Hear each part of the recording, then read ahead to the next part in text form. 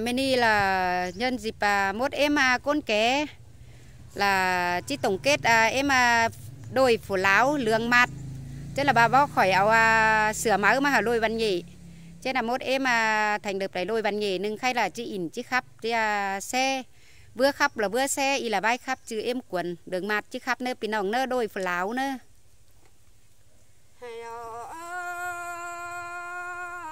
nọc yang kéo tôi lại tắt ma khăn cái này nọc sào to ngân súng bao qua ma bào này là các chú màu rồi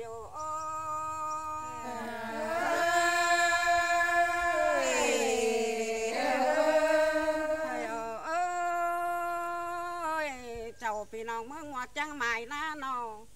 ăn cho nào hàng đều có xuống tô lồng đi nè cho nào mi có xuống tô lồng ỏi đó bèn chàng rồi tăng cắm cái vai lèn cái đấy các chú màu ơi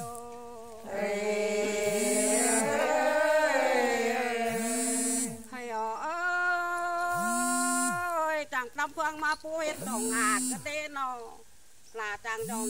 đón dân phu hết thòng mô này là các chú màu ơi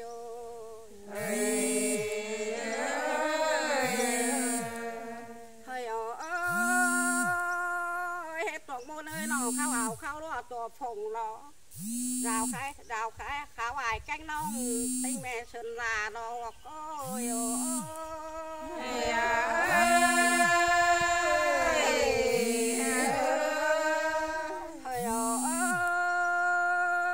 phụ nã đeo là đê nó chẳng mà thoáng khăn cái đấy là ha ơi chẳng cú đeo ná chẳng bên hết toàn chằn đun lưa lò hoặc có nhưng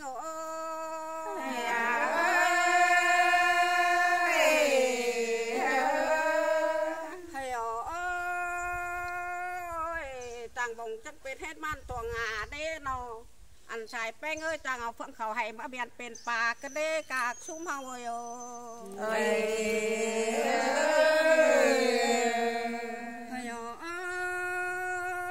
chẳng ở phương cho na cứ táo bên khẩu ta nón ai hòm toàn chủ phương chú lô cầm ứng này hoặc có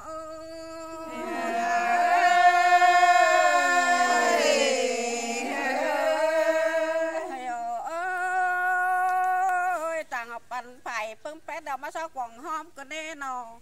họ mà phương mà sao quần quà là chàng chân để hàng lành ấy này cả chú mời ôi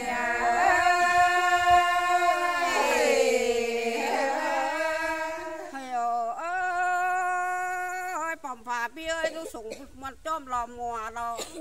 phà pín tầm sen tan nó mà nằm beng đấy bỏng pu nang ơi chú sủng một ngao bia phai thấy sửa phần khăn đông bấn từng hơn này các chú mời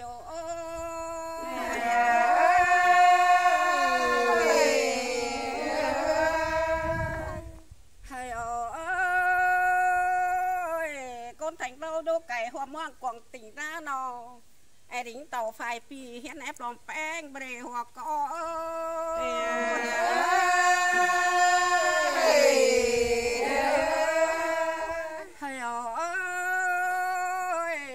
khắp na nó tỉnh mà lại đây có cái dài bè mà đẹp nói